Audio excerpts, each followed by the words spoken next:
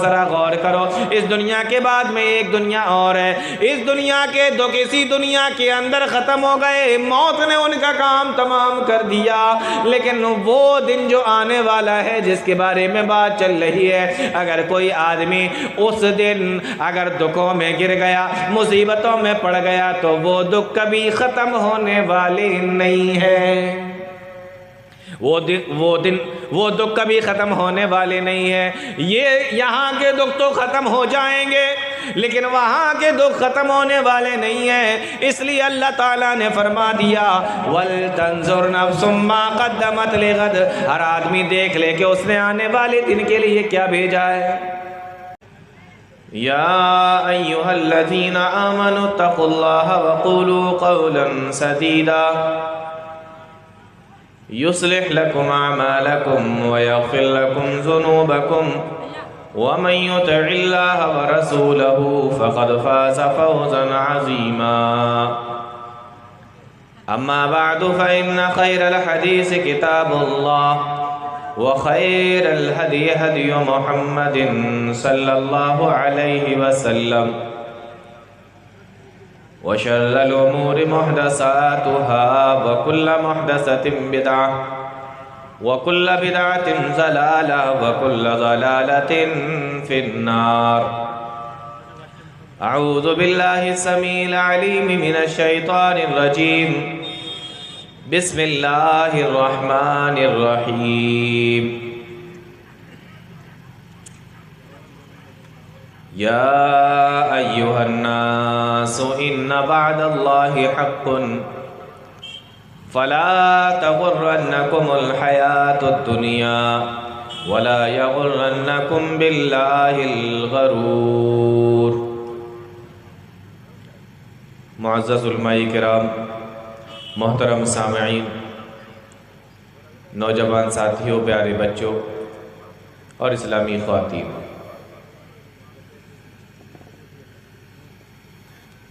بہت ہی آسان سے موضوع پر کچھ باتیں آپ سے کرنی ہیں۔ موضوع آسان ہے لیکن اس کی تیاری بہت اہم اور بہت مشکل ہے، چونکہ رات کا آخری وقت ہے، اس لیے موضوع بھی اسی مناسبت سے آخرت ہی کے تعلق سے کچھ بات کریں گے۔ اللہ رب العالمین ارشاد فرماتا ہے یا ایھا الناس، یا ایھا الناس ان وعد اللہ حق، او لوگو بے شک اللہ کا وعدہ حق ہے۔ ان وعد اللہ حق، بے شک اللہ کا وعدہ حق ہے۔ اللہ تعالیٰ نے ہم سے اور آپ سے جتنے بھی وعدے کیے ہیں وہ سارے کے سارے سچے ہیں۔ اللہ کا کوئی وعدہ جھوٹا نہیں ہے۔ اللہ اپنے کسی وعدے کے بارے میں وعدہ خلافی نہیں کرتا، کسی وعدے کو توڑتا نہیں ہے۔ ان وعد اللہ حق، بے شک اللہ کا وعدہ حق ہے۔ اللہ تعالیٰ نے ہم سے اور آپ سے بہت سے وعدے کیے ہیں، اور بہت ساری چیزوں کے بارے میں اللہ نے ہمیں اور آپ کو بتایا۔ انہی چیزوں میں سے موت بھی اللہ تعالیٰ نے ہمیں اور آپ کو بتائی کہ مرنا بھی ہے۔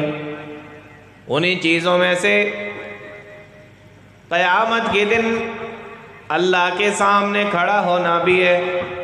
انہی چیزوں میں سے جنت بھی ہے اور جہنم بھی ہے۔ ان وعد اللہ حق، بے شک اللہ کا وعدہ سچا ہے۔ اللہ کی کوئی بات غلط نہیں ہوتی، کوئی بات جھوٹی نہیں ہوتی، کسی وعدے سے اللہ رب العالمین اپنا نکلتا نہیں۔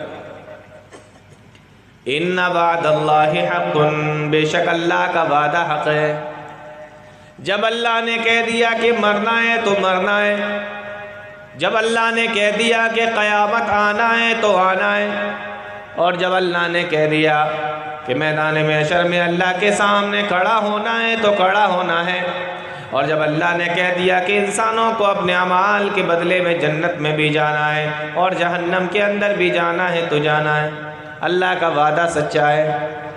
تو آگے اللہ فرما رہا ہے فَلَا تَغُرَّنَّكُمُ الْحَيَاةُ الدُّنْيَا، تو اے لوگو تم کو یہ دنیا کی زندگی دھوکے میں نہ ڈال دے، کہیں تم اس دنیا کی زندگی کے اندر رہ کے دھوکے میں نہ پڑ جانا، کہیں یہ نہ سوچنے لگنا کہ یہی تو زندگی ہے، اس کے بعد کوئی دوسری زندگی نہیں ہے، اس کے بعد ہمیں کہیں اور جانا نہیں ہے، یہی زندگی ہے۔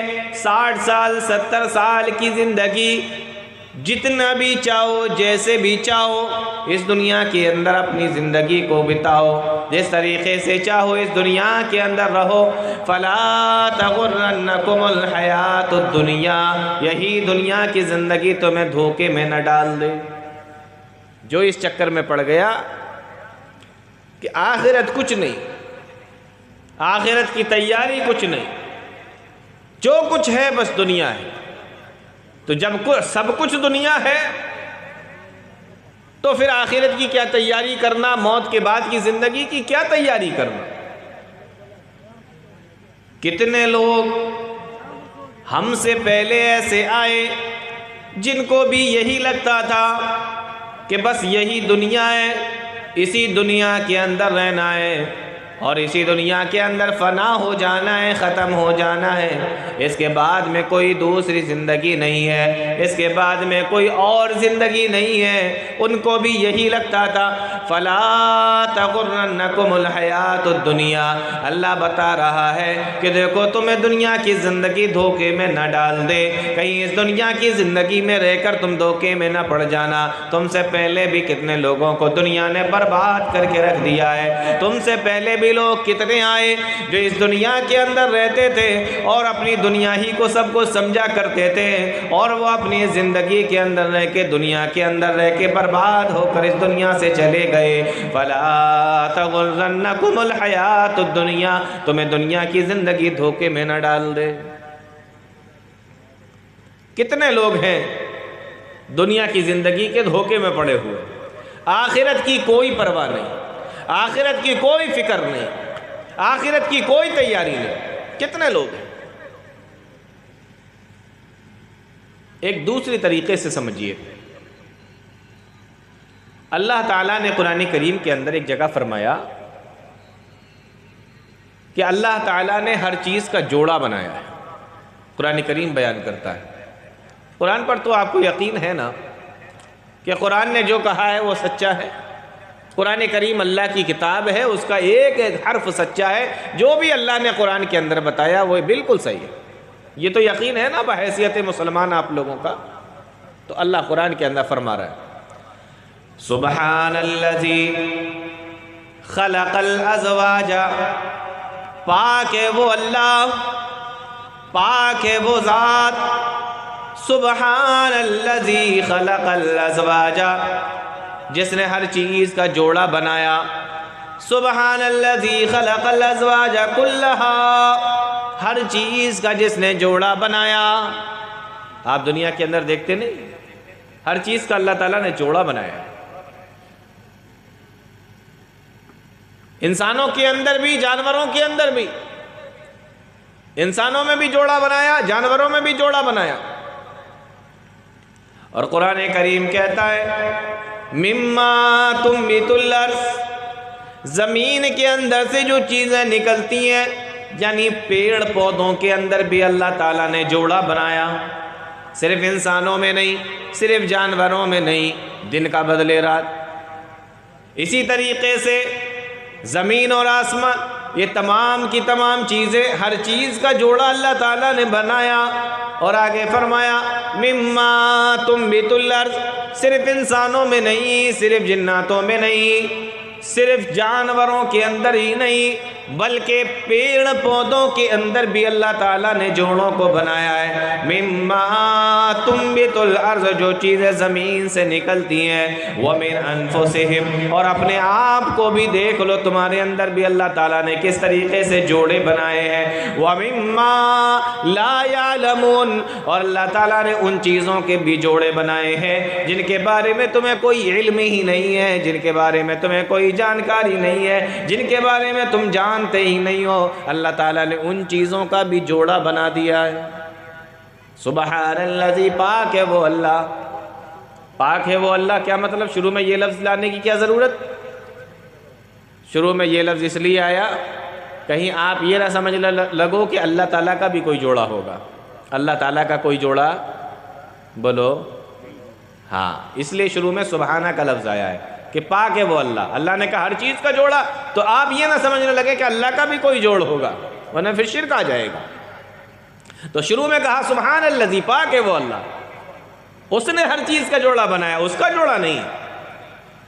سبحان الذی خلق الازواج كلها مما تنبت الارض ومن انفسهم ومما لا يعلمون۔ اب یہ قانون دیکھو اللہ تعالیٰ کا، یہ طریقہ دیکھو اللہ تعالیٰ کا کہ اللہ تعالیٰ نے جب ہر چیز کا جوڑا بنایا ہے تو ضروری تھا کہ اس دنیا کا بھی اللہ تعالیٰ کوئی جوڑا بنا دیتا۔ بات سمجھ میں آ رہی ہے آپ لوگوں کے؟ بات اتنی جلدی سمجھ میں آ گئی؟ ابھی آگے کا جملہ تو میں نے بولا ہی نہیں۔ فرمایا جب ہر چیز کا اللہ نے جوڑا بنایا تو ضروری تھا کہ اس دنیا کا بھی کوئی جوڑا ہوتا، تو اللہ تعالیٰ نے اس دنیا کا بھی ایک جوڑا بنایا ہے جس کو آخرت کہتے ہیں۔ ہاں، اسی کو آخرت کہا جاتا ہے، وہ اس دنیا کا جوڑا ہے۔ آپ کہتے ہیں ہمیں کیسے معلوم، ہم تو نہیں جانتے۔ اللہ نے فرمایا وَمِمَّا لَا يَعْلَمُونَ، ہم نے ایسی چیزوں کے بھی جوڑے بنائے ہیں جن کے بارے میں تمہیں کوئی علم ہی نہیں ہے، جن کے بارے میں تمہیں کوئی جانکاری ہی نہیں ہے، تو پتہ ہی نہیں، ایسی چیزوں کے بھی اللہ نے جوڑے بنائے۔ ایک حدیث سے سمجھیں اس کو، آخرت کو، بڑی مشہور حدیث ہے، اور یہ حدیث حدیث جبریل کے نام سے مشہور ہے۔ حدیث کی بہت ساری کتابوں کے اندر یہ حدیث آپ کو مل جائے گی۔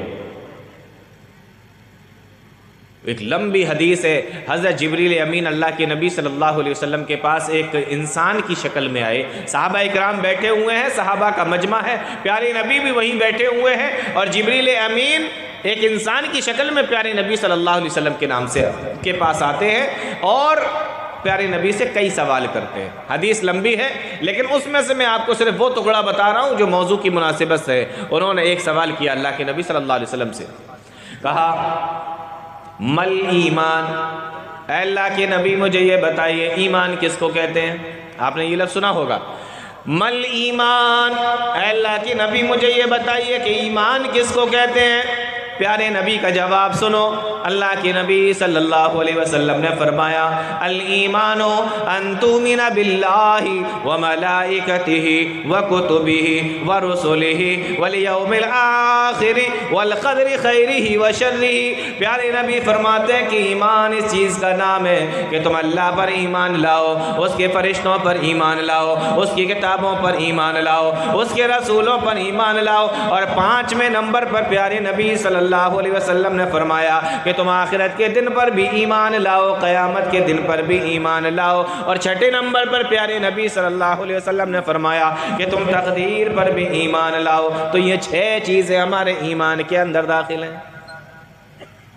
اب میرا سوال ہے آپ سے کہ اگر ان 6 چیزوں میں سے آپ یہ شک کرنے لگ جائیں کسی ایک چیز کے بارے میں کہ پتہ نہیں اللہ تعالیٰ ہے یا نہیں، اللہ ہے یا نہیں، اگر آپ یہ شک کرنے لگیں، بتائیے آپ مسلمان رہیں گے یا اسلام سے نکل جائیں گے؟ بولو، آپ مسلمان رہیں گے یا اسلام سے نکل جائیں گے؟ نکل جائیں گے نا۔ آپ نے شک کیا، اگر شک بھی کیا، منع نہیں، شک بھی کیا، اگر ایمان کے اندر داخل نہیں رہیں گے آپ۔ اس طریقے سے اگر آپ یہ کہیں کہ چلو ٹھیک ہے، ہم اللہ کو تو مانتے ہیں لیکن پتہ نہیں اللہ کے فرشتے ہیں یا نہیں، تب بھی آپ ایمان سے نکل جائیں گے۔ اور اگر آپ یہ کہتے ہیں کہ ہم اللہ کو مانتے ہیں، فرشتوں کو مانتے ہیں، لیکن اللہ نے جو کتابیں نازل کی ہم ان کتابوں کو نہیں مانتے، تب بھی آپ ایمان سے خارج ہو جائیں گے۔ اگر آپ یہ کہتے ہیں ہم اللہ کو بھی مانتے ہیں، کتابوں کو بھی مانتے ہیں، فرشتوں کو بھی مانتے ہیں، لیکن رسولوں کے بارے میں مجھے صحیح سے یقین نہیں ہو رہا ہے، پتہ نہیں اللہ تعالیٰ نے رسول بھیجے بھی ہیں کہ نہیں، اور محمد الرسول اللہ صلی اللہ علیہ وسلم اللہ کے آخری نبی تھے بھی یا نہیں، تب بھی آپ ایمان سے نکل جائیں گے۔ اسی طریقے سے 5ویں نمبر پر آنے والی چیز قیامت کا دن ہے، آخرت کا دن ہے۔ اس کے بارے میں بھی اگر آپ شک کرتے ہیں کہ پتہ نہیں مرنے کے بعد دوسری زندگی ہوگی یا نہیں ہوگی، ہمیں اللہ کے یہاں جانا ہوگا یا نہیں جانا ہوگا، قیامت کا دن آئے گا یا نہیں آئے گا، تب بھی آپ ایمان سے اسی طریقے سے باہر ہو جائیں گے، کیونکہ یہ 6 چیزیں ہمارے ایمان کے اندر داخل ہے، یہ ہمارے ایمانیات اور ہمارے عقیدے کے اندر شامل ہے یہ چیز، آپ اس میں شک نہیں کر سکتے۔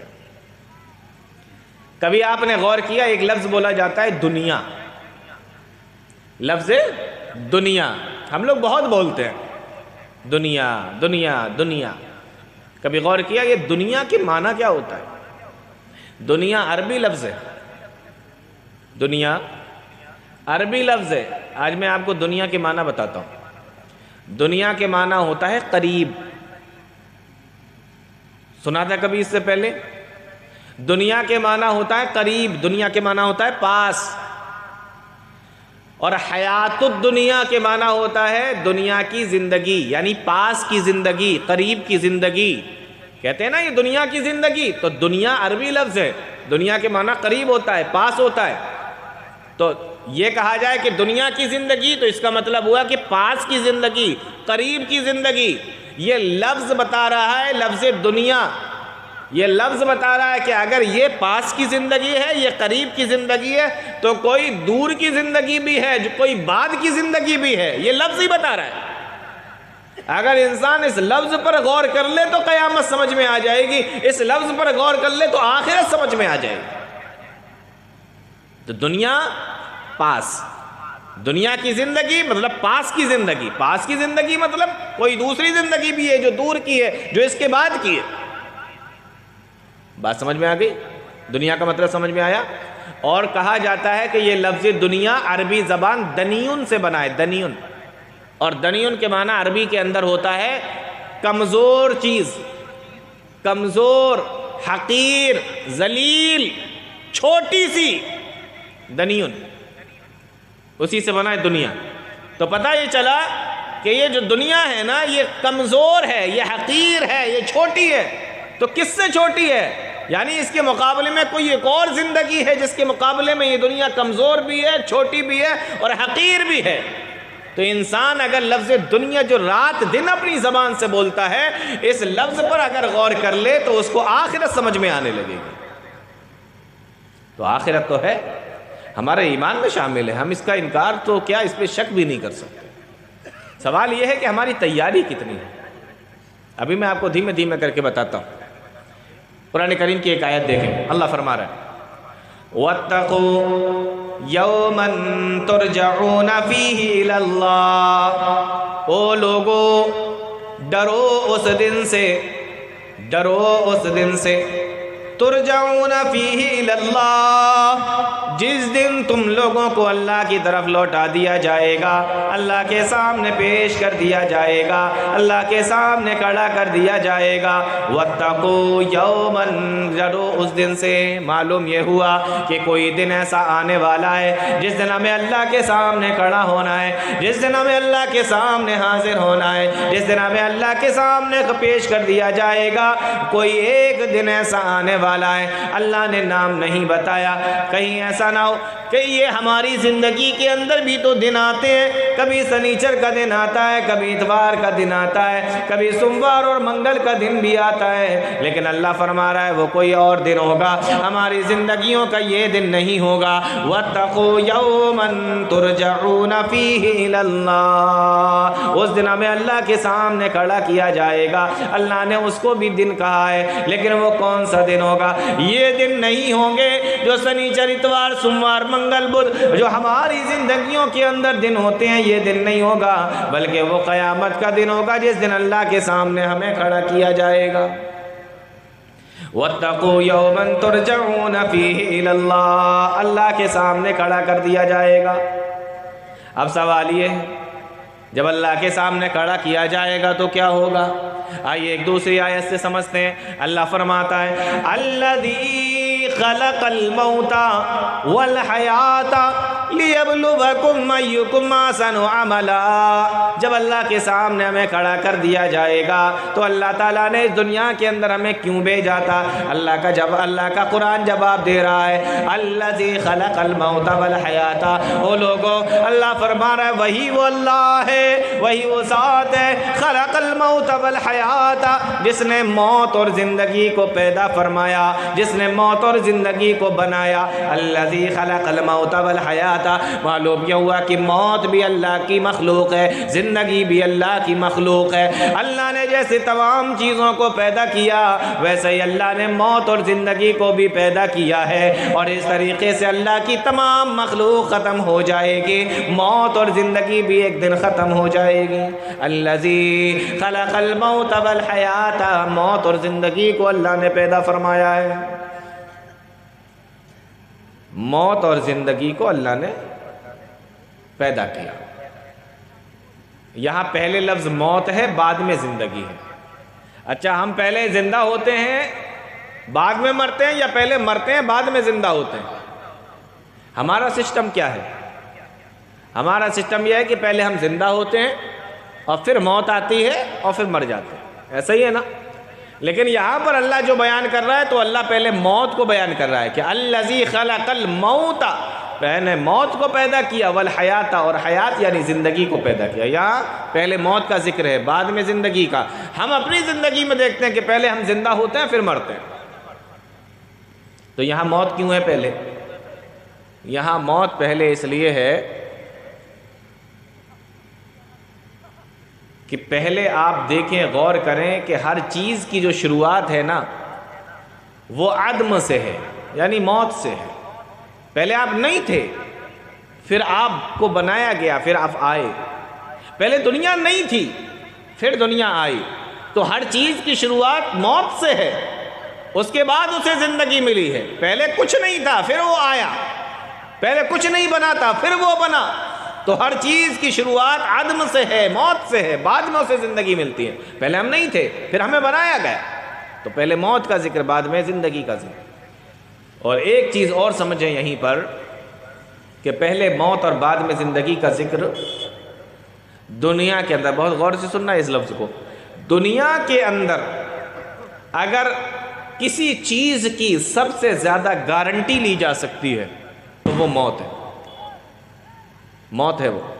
دنیا کے اندر سب سے زیادہ اگر کسی چیز کی گارنٹی لی جا سکتی ہے تو وہ موت ہے، اس کے بارے میں کوئی شک ہی نہیں کر سکتا، یہ یقینی ہے 100% کہ یہ تو آنا ہی ہے۔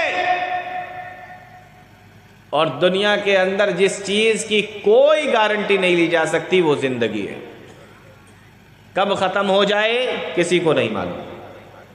تو سب سے گارنٹیڈ چیز موت اور سب سے ان گارنٹیڈ چیز زندگی، تو جو گارنٹیڈ چیز ہے اللہ نے پہلے اس کو بیان کیا الذی خلق الموت، اور جو ان گارنٹیڈ چیز ہے اس کو بعد میں بیان کیا والحیات۔ تو دنیا کے اندر موت کی گارنٹی ہے، زندگی کی کوئی گارنٹی نہیں ہے، کوئی نہیں دے سکتا، کوئی گارنٹی نہیں دے سکتا، کوئی یہ نہیں کہہ سکتا میں کب تک جیوں گا، کوئی گارنٹی نہیں۔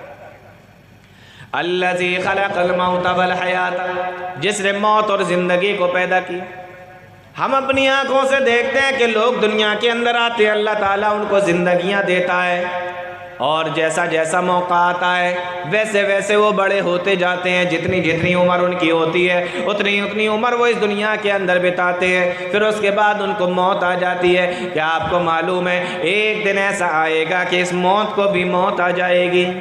حدیث کے اندر آتا ہے، پیارے نبی صلی اللہ علیہ وسلم بیان فرماتے ہیں، ترمذی کی روایت ہے، بخاری مسلم تمام حدیث کی کتابوں کے اندر تقریباً یہ روایت آپ کو مل جائے گی۔ اللہ کے نبی صلی اللہ علیہ وسلم ارشاد فرماتے ہیں کہ جب کل قیامت کا دن ہوگا اور جنتی لوگ جنت کے اندر چلے جائیں گے، جہنمی لوگ جہنم کے اندر چلے جائیں گے، یوتا بالموت، پیارے نبی فرماتے ہیں کہ موت کو لایا جائے گا، اور موت کو کہیت کبش املہا، ایک چتکبر دمبے کی شکل میں لایا جائے گا، چتکبر دمبے کی شکل میں موت کو لایا جائے گا۔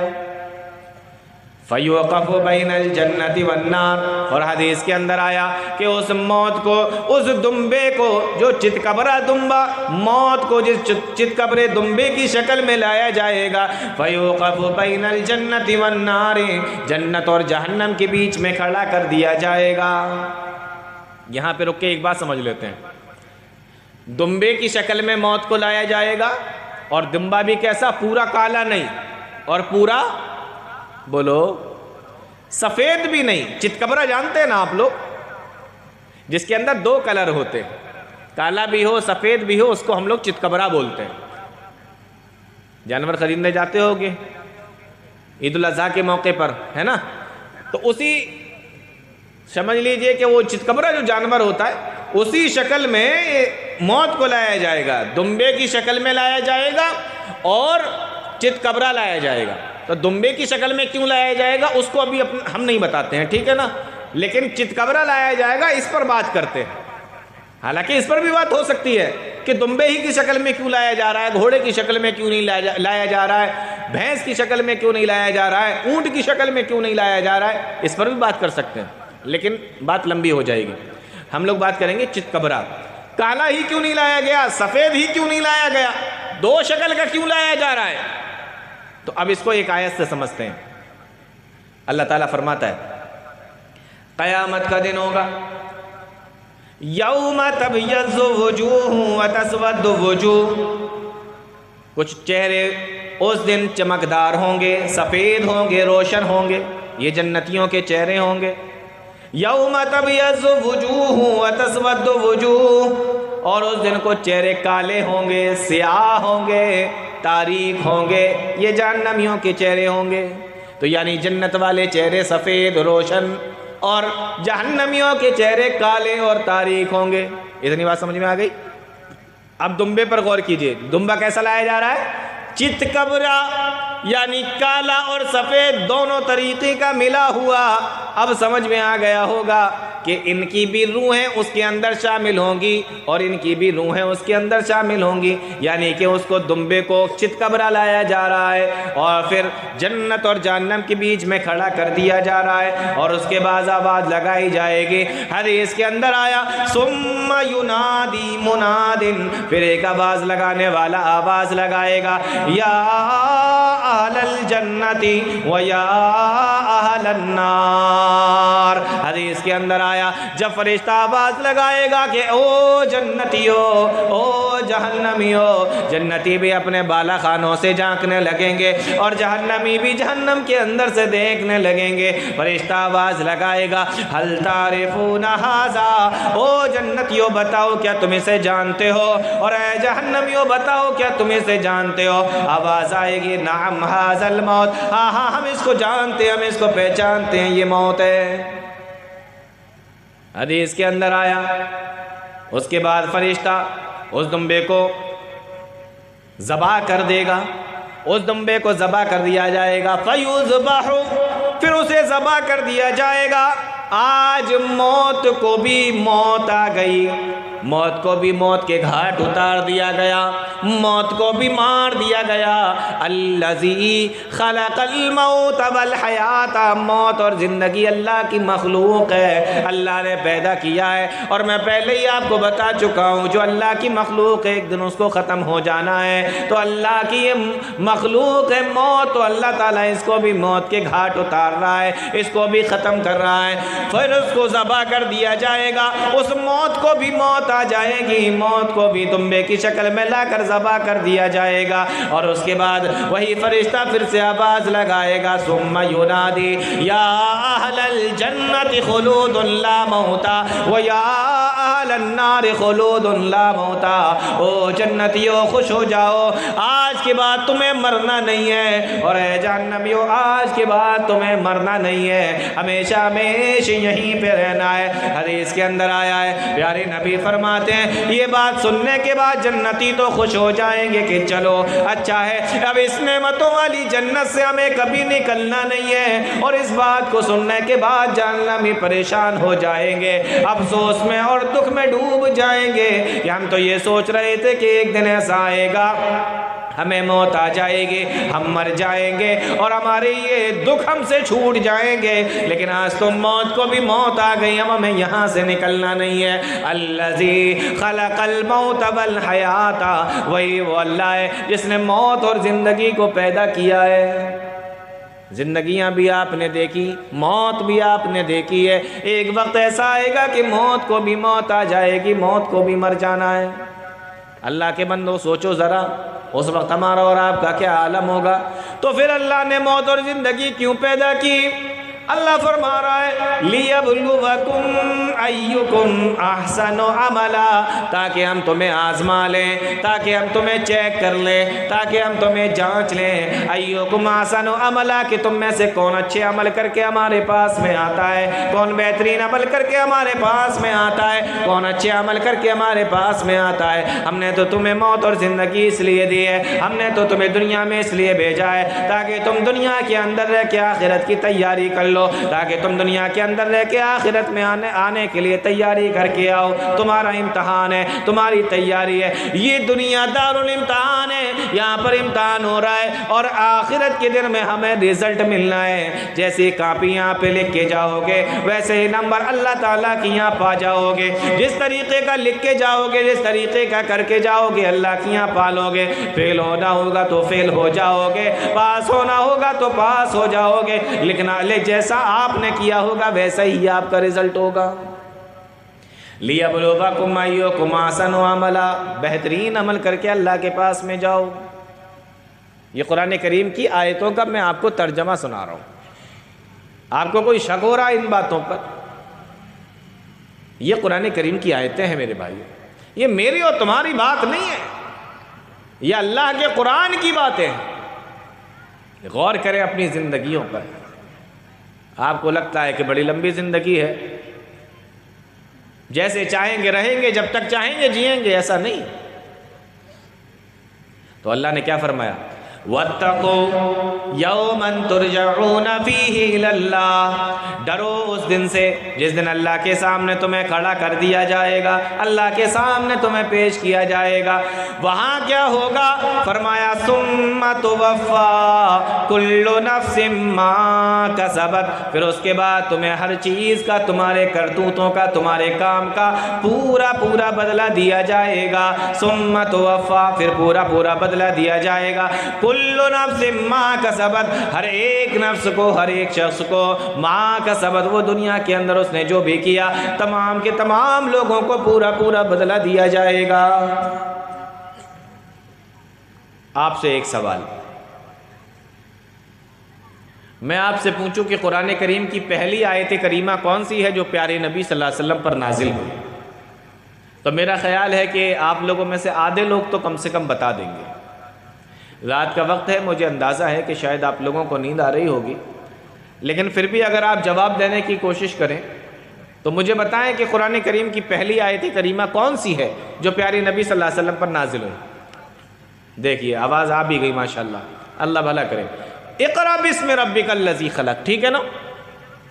لیکن اگر میں پورے مجمع سے یہ پوچھوں کہ قرآن کریم کی وہ آیت کریمہ بتائیے جو سب سے آخر میں نازل ہوئی، اس کے بعد قرآن کریم نازل نہیں ہوا، اس کے بعد قرآن کریم نازل ہونا بند ہو گیا، آخری آیت کریمہ بتائیے، تو اب کسی کا جواب؟ کوئی جواب؟ یہ تو دیکھیے مجھے معلوم ہے آپ جاگ رہے ہیں ماشاءاللہ اور سن بھی رہے ہیں، لیکن کوئی جواب ہے؟ میں بتاتا ہوں آپ کو۔ قرآن کریم کی آخری آیت کریمہ نازل ہونے کے اعتبار سے یہی آیت کریمہ ہے جس کو میں بار بار پڑھ رہا ہوں۔ کون سی؟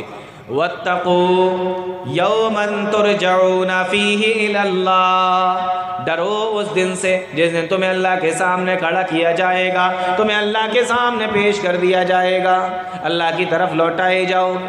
یہی آیت کریمہ ہے۔ غور کرنے کی بات ہے، قرآن کریم کی آخری آیت کریمہ کے اندر، آخری آیت کے اندر اللہ تعالیٰ نے آخرت کا ہی ذکر فرمایا۔ آخرت اتنی اہم چیز ہے، کہیں تم بھول نہ جانا، اللہ کے سامنے آنا ہے، اللہ کے سامنے کھڑا ہونا ہے۔ قرآن کریم کے اندر آخری آیت کریمہ نازل ہونے کے اعتبار سے اس کے بعد قرآن کریم نازل ہونا بند ہو گیا، اس کے بعد قرآن کریم مکمل ہو گیا۔ ذرا سوچو، ذرا غور کرو کہ اس آخری آیت کریمہ کے اندر اللہ نے آخرت کا ذکر فرمایا تاکہ انسان کو یاد رہے کہ آخرت بھی ہونا ہے، دنیا کے اندر ہی نہیں رہنا ہے۔ کتنی بڑی بات ہے۔ تو کیا ہونا ہے؟ فرمایا ثم توفی کل نفس ما کسبت، پھر ہر چیز کا پورا پورا بدلہ دیا جائے گا۔ اے اللہ کیسے پورا پورا بدلہ دیا جائے گا؟ ذرا مجھے سمجھا دے۔ اللہ تعالیٰ نے اپنی کتاب قرآن کریم کے اندر ہمیں سمجھا بھی دیا۔ مشہور آیت کریمہ ہے، میں پڑھوں گا آپ فوراً سمجھ جائیں گے۔ اللہ فرما رہا ہے فَمَن يَعْمَلْ مِثْقَالَ ذَرَّةٍ خَيْرًا يَرَهُ وَمَن يَعْمَلْ مِثْقَالَ ذَرَّةٍ شَرًّا يَرَهُ۔ ترجمہ کرنے کی ضرورت ہے مجھے؟ ماشاءاللہ پڑھی لکھی عوام ہے، پڑھے لکھے لوگ ہیں، دیکھیں ترجمہ کرنے کی بھی ضرورت نہیں ہے، ایسے ہی سمجھ گئے۔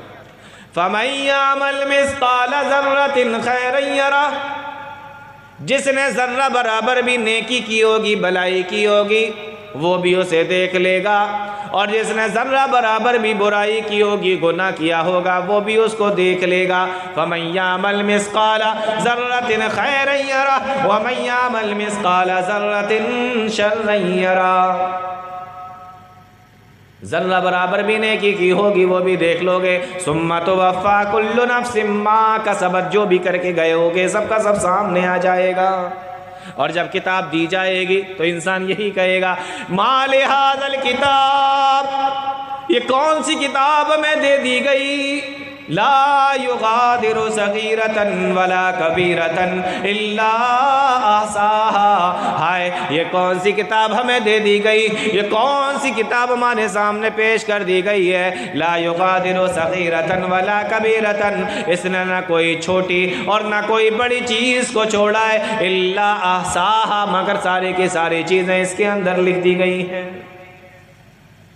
تو آخرت کا معاملہ بڑا ہی اہم ہے میرے بھائی، یہ زندگی بھی ملی ہے تو آخرت کی تیاری کرنے کے لیے ملی ہے، ایسے ہی اللہ تعالیٰ نے یہ زندگی ہمیں اور آپ کو نہیں دے دی ہے۔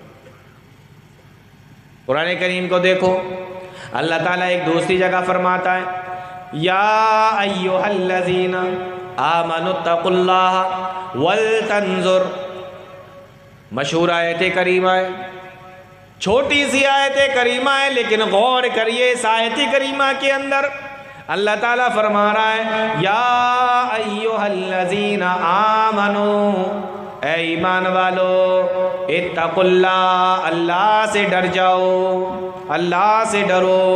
اور آگے کا جملہ دیکھو، اللہ فرما رہا ہے وَلْتَنْظُرْ نَفْسٌ مَّا قَدَّمَتْ لِغَدٍ، ہر آدمی دیکھ لے کہ اس نے آنے والے دن کے لیے کیا بھیجا ہے، آنے والے دن کے لیے کیا تیاری کی ہے۔ وَلْتَنْظُرْ نَفْسٌ مَّا قَدَّمَتْ لِغَدٍ، ہر آدمی جان لے کہ اس نے آنے والے دن کے لیے کیا بھیجا ہے۔ اللہ تعالیٰ نے آنے والے دن کے لیے غد کا لفظ استعمال کیا، عربی میں جو آنے والا دن ہوتا ہے اس کو غد بولتے ہیں۔ یہ آنے والا دن کون سا ہے؟ جیسے آج جمعرات کا دن ہے تو آنے والا دن جمعے کا، اس کی بات چل رہی ہے۔ جیسے جمعہ کا دن ہے تو آنے والا دن سنیچر کا دن ہے، اس کی بات چل رہی ہے۔ تو یہ آنے والا دن کون سا ہے؟ یہ قیامت کا دن ہے، قیامت کا دن ہے یہ۔ اب غور کرنے کی بات ہے کہ اللہ تعالیٰ یہ بھی کہہ سکتا تھا کہ ہر آدمی سوچ لے کہ اس نے قیامت کے لیے کیا بھیج رکھا ہے، لیکن یہ نہیں کہہ کر اللہ فرما رہا ہے کہ ہر آدمی سوچ لے کہ اس نے آنے والے دن کے لیے کیا بھیجا۔ تو لفظ غد کا استعمال کیوں کیا جا رہا ہے؟ تاکہ آپ وہ معلوم ہو جائے کہ جس طریقے سے آج کے بعد کل کا آنا یقینی ہے، غور سے سننا میرے مسلمان بھائیو، جس طریقے سے آج کے بعد کل کا آنا یقینی ہے، اسی طریقے سے زندگی کے بعد آخرت کا آنا بھی یقینی ہے، تاکہ معلوم ہو جائے وَلْتَنْظُرْ نَفْسٌ مَّا قَدَّمَتْ لِغَدٍ، آنے والے دن کے لیے اس نے کیا بھیج رکھا ہے۔ اور ایک اور بات، یہ آج کا دن ہے، یعنی یہ دنیا، یہ زندگی، یہاں پر اگر کوئی آدمی پریشان ہے، دکھوں میں مبتلا ہے، مصیبتوں کے اندر گھرا ہوا ہے، کب تک رہے گا؟ ایک دن ایسا آئے گا کہ موت آ جائے گی، اس کے دکھ بھی اس کے ساتھ میں ختم ہو جائیں گے۔ بولو ایسا ہوتا ہے کہ نہیں ہوتا؟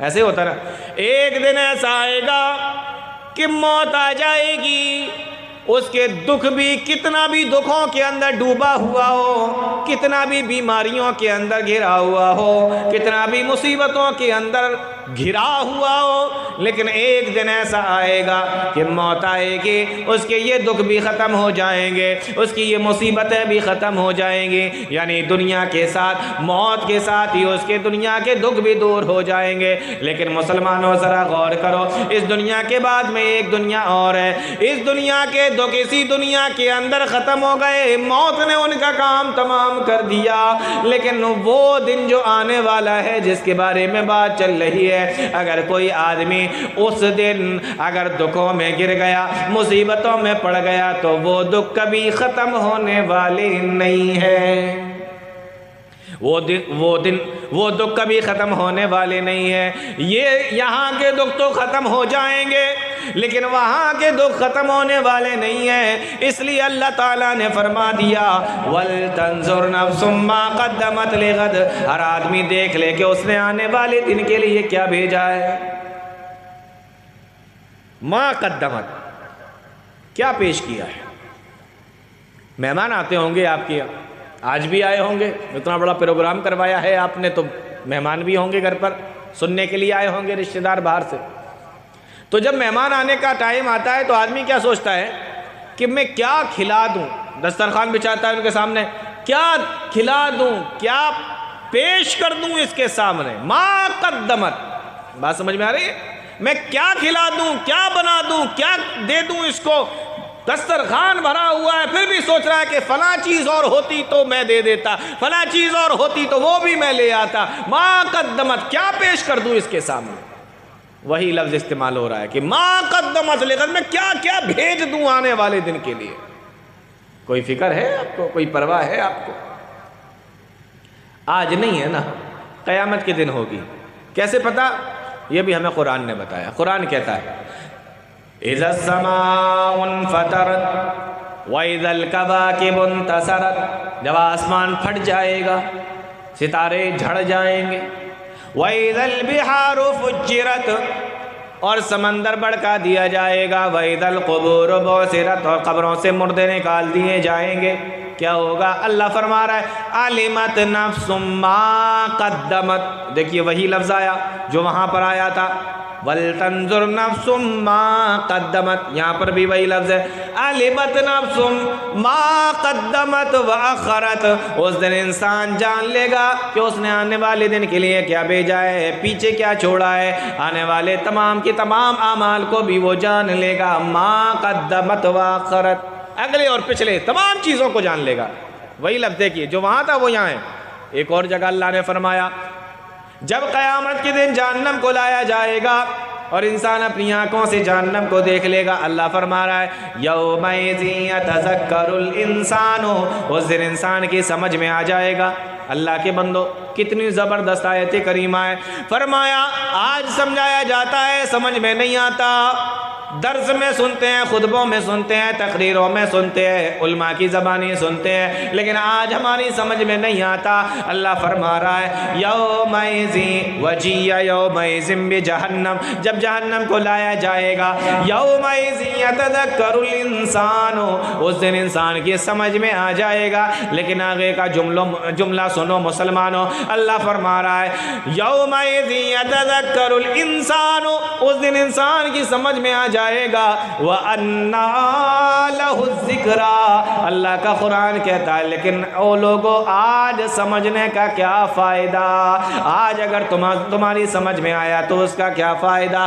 آج تم نے نصیحت حاصل کی تو اس نصیحت کا کیا فائدہ؟ وَأَنَّى لَهُ الذِّكْرَى، آج اس نصیحت کا کیا فائدہ؟ وہاں سمجھ میں آ رہا ہے ارے یہ معاملہ ہے تو اس کا کیا فائدہ؟ سمجھنا تو تمہیں دنیا کے اندر تھا، آخرت میں تھوڑی، وہ تو سامنے تم دیکھ رہے ہو، اس دن سمجھ میں آئے گا وَأَنَّى لَهُ الذِّكْرَى، لیکن اس سمجھ کا کیا فائدہ؟ آگے کی آیت اللہ فرما رہا ہے یقول، پھر وہ انسان کہے گا جب اس کی سمجھ میں آ جائے گا، کیا کہے گا؟ یقول یا لیتنی قدمت لحیاتی، دیکھیے وہی لفظ قدمت، یقول یا لیتنی قدمت لحیاتی، اے کاش میں نے اس زندگی کے لیے بھی کچھ تیاری کی ہوتی، میں نے اس زندگی کے لیے بھی کچھ بھیج دیا ہوتا، میں نے اس زندگی کے لیے بھی کچھ کام کر کے رکھا ہوتا، قدمت لحیاتی، میں نے اس کے لیے بھی کچھ تیاری کی ہوتی۔ تو اللہ فرما رہا ہے ما قدمت لغد، اس دن انسان جو ہے غور کر لے کہ ہم نے آنے والے دن کے لیے کیا تیاری کی ہے، کیا بھیج رکھا ہے۔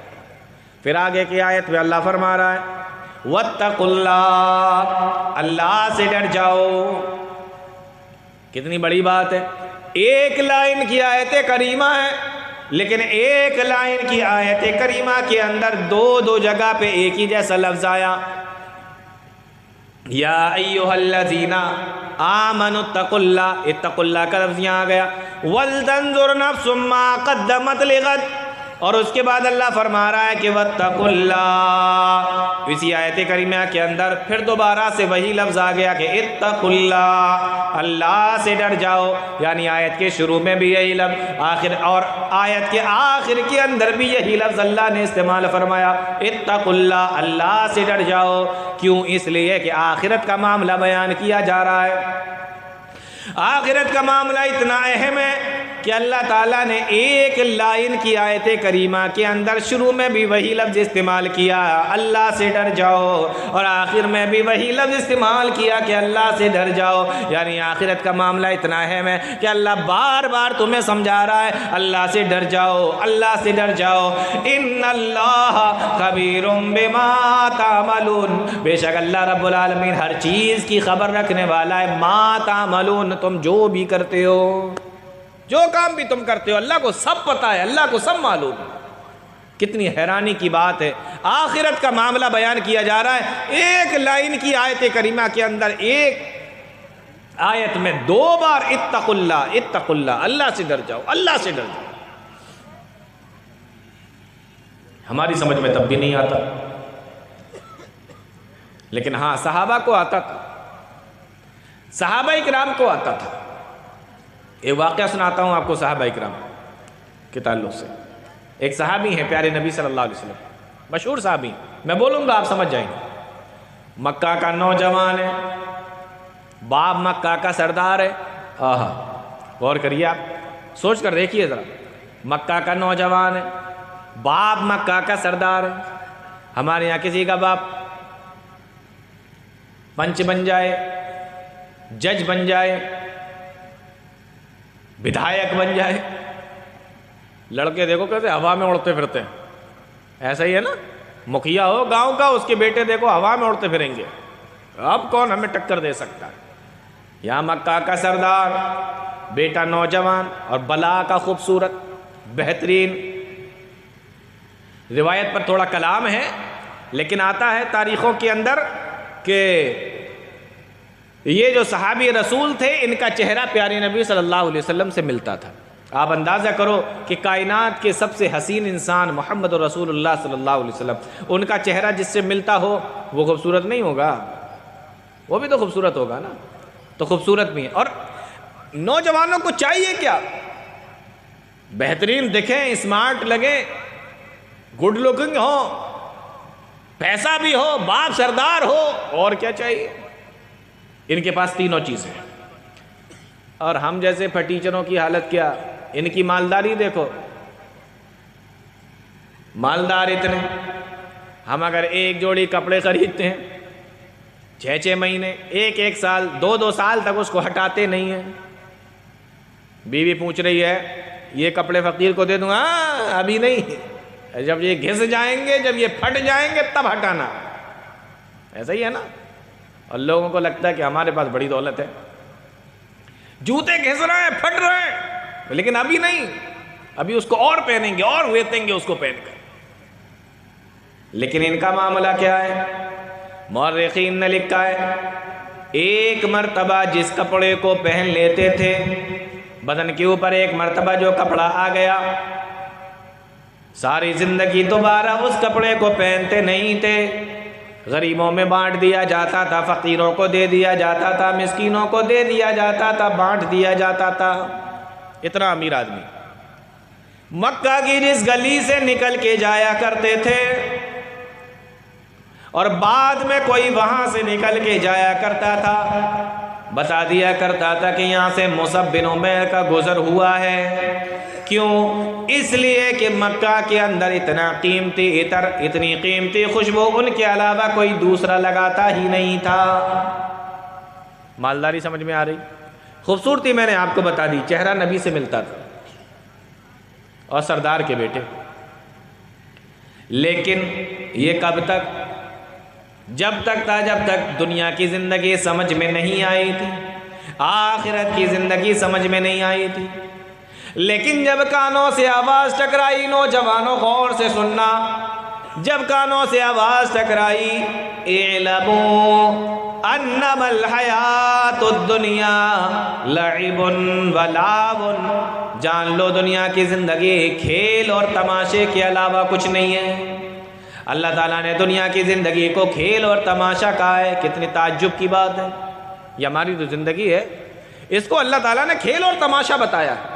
کھیل آپ جانتے ہوں گے، کھیلتے بھی ہوں گے، فٹ بال کھیلتے ہوں گے، کرکٹ کھیلتے ہوں گے، والی بال کھیلتے ہوں گے. اس کے علاوہ آپ نے موبائل پر بھی گیم کھیلے ہوں گے.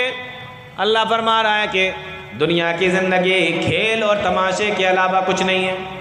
آپ نے دیکھا ہوگا موبائل کے اندر جب آپ گیم کھیلتے ہیں، ایک اسٹیج پار کرتے ہیں، دوسری اسٹیج آتی ہے، دوسرے کے بعد تیسری اسٹیج آتی ہے.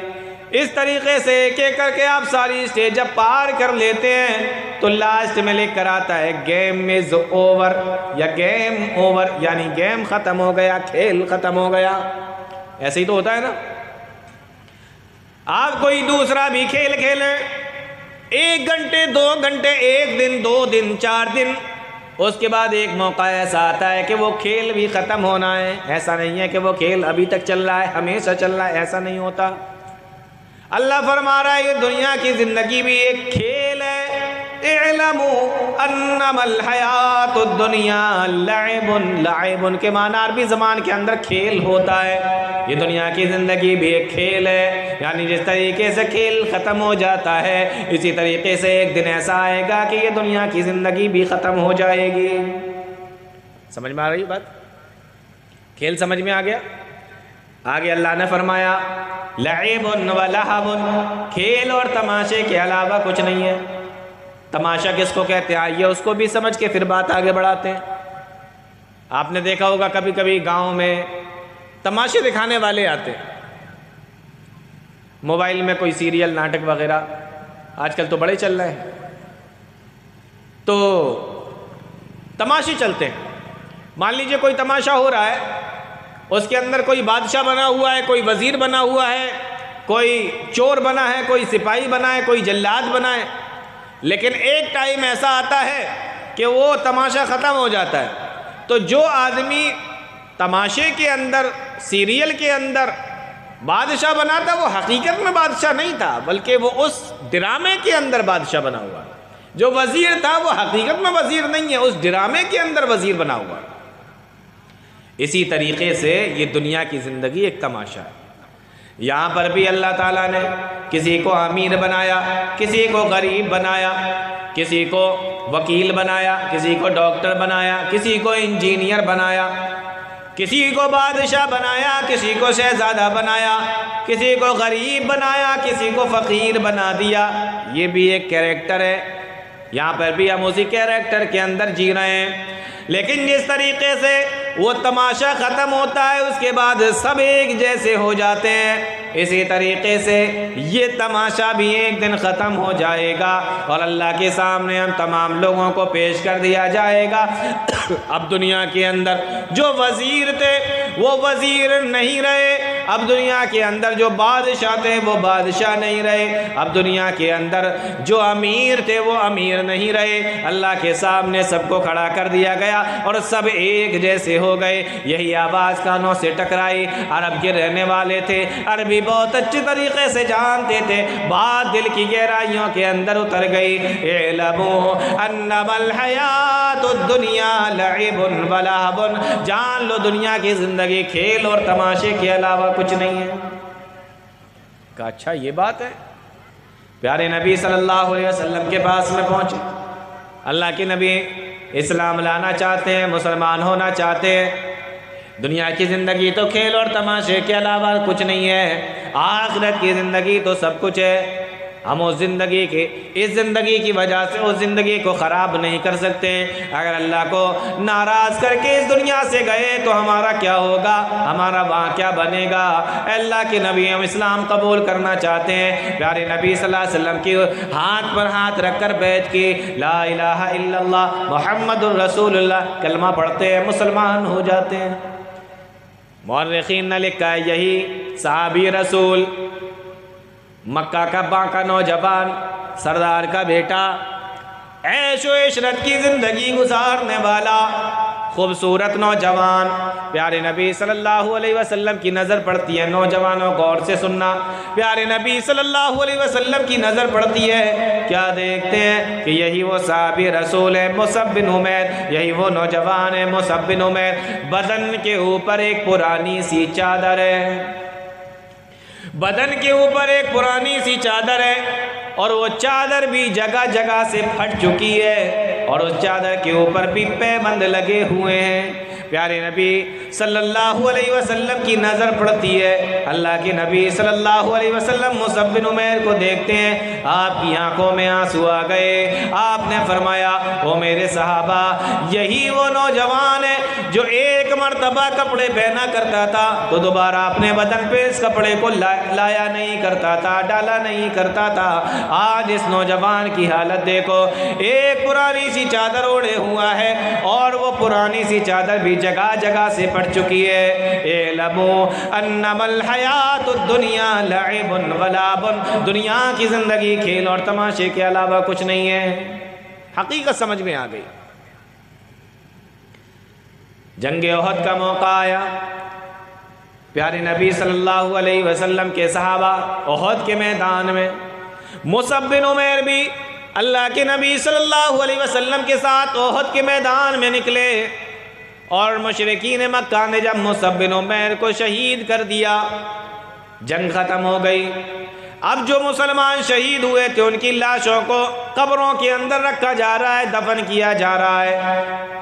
ایک صحابی رسول دوڑے دوڑے اللہ کے نبی صلی اللہ علیہ وسلم کے پاس میں آئے، صحیح بخاری کی روایت آپ کو سنا رہا ہوں، اور آ کر کہنے لگے اللہ کے نبی، مصعب بن عمیر کی جو چادر ہے جو کفن کے طور پہ ان کو پہنائی جا رہی ہے وہ چادر چھوٹی ہے، ان غطی بہا راسہ بدت رجلہ وان غطی رجلہ بدا راسہ۔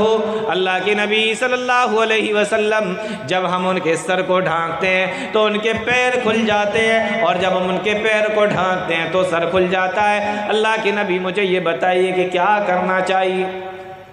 پیارے نبی نے فرمایا کہ سر کو ڈھانک دو اور پیروں کے اوپر گھاس رکھ دو اور اسی حالت میں میرے صحابی کو قبر کے اندر دفن کر دو۔ آپ اندازہ لگاؤ، یہی وہ صحابی رسول ہے جو ایک مرتبہ بدن پہ کپڑا ڈالتے تو دوبارہ نہیں پہنا کرتے تھے، آج کفن کی چادر بھی ان کی چھوٹی پڑ رہی ہے۔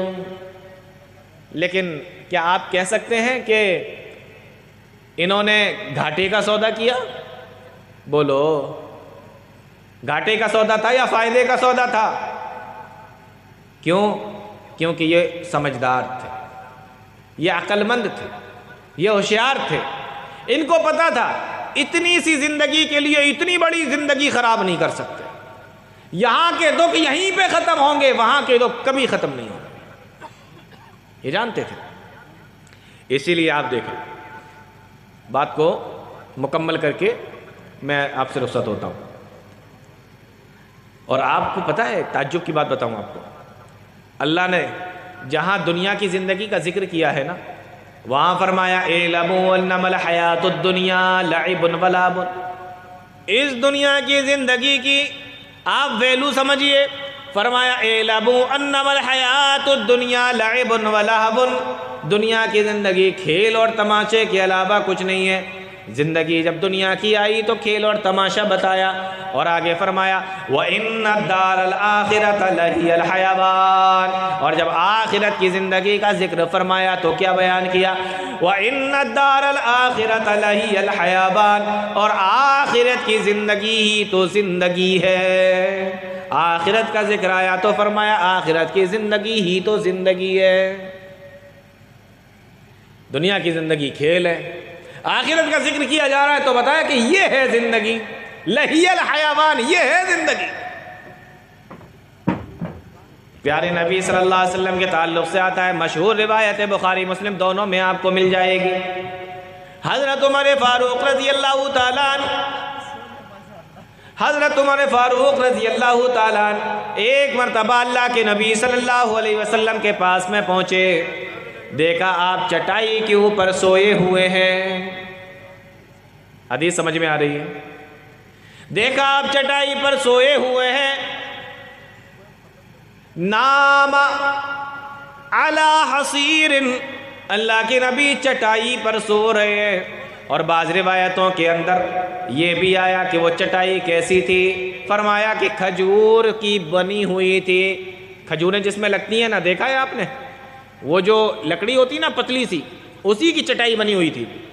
اللہ کے نبی اس پر لیٹے ہوئے، فَأَثَّرَ فِي جَنبِهِ، حدیث کے اندر ذکر آیا کہ اللہ کے نبی صلی اللہ علیہ وسلم جب حضرت عمر کو دیکھ کے اٹھے تو آپ کے بدن کے اوپر اس چٹائی کے نشان بن گئے تھے۔ اچھا مجھے یہ بتائیے، چٹائی کوئی ایسی چیز ہے جس کو ہم لوگ بستر کہتے ہیں کہ یہ بستر ہے؟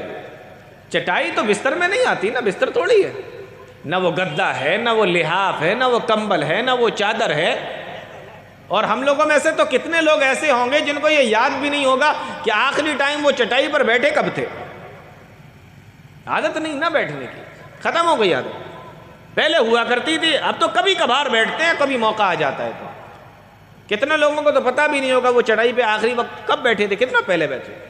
تو چٹائی کوئی ایسی چیز تو ہے نہیں کہ ارے بڑا مزہ آ رہا ہے، اب تو مزہ آ گیا بھائی، چٹائی پر بیٹھ گئے ہم تو چٹائی کوئی ایسی چیز نہیں ہوتی، اور وہ بھی کھجور کی بنی ہوئی۔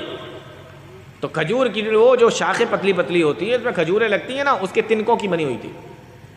فَأَثَّرَ فِي جَنبِهِ، اللہ کے نبی صلی اللہ علیہ وسلم حضرت عمر کو دیکھ کر اٹھے تو نشان پڑ گئے۔ حضرت عمر رضی اللہ تعالیٰ عنہ نے جب دیکھا، حدیث کے اندر آتا ہے کہ آنکھوں میں آنسو آ گئے، رونے لگے۔ آپ نے پوچھا عمر رو کیوں رہے ہو؟ کہا اللہ کے نبی رو اس لیے رہے کہ قیصر و کسریٰ، روم اور ایران کے بادشاہ، فارس کے بادشاہ اپنے قلعوں کے اندر نرم نازک بستروں پر سوئیں، اور اے اللہ کے نبی آپ اس چٹائی پر سو رہے ہیں، اس وجہ سے میری آنکھوں میں آنسو آ گئے۔ اس کے بعد کہنے لگے اللہ کے نبی میرے ماں باپ آپ پر قربان ہو، لو کنتا آذنتنا ففرشنا لکا، اللہ کے نبی مجھے اجازت دیجئے میں آپ کے لیے ایک بہترین سا بستر بنوا دیتا ہوں، ایک بہترین سا گدا بنوا دیتا ہوں، ایک بہترین بستر بنوا دیتا ہوں۔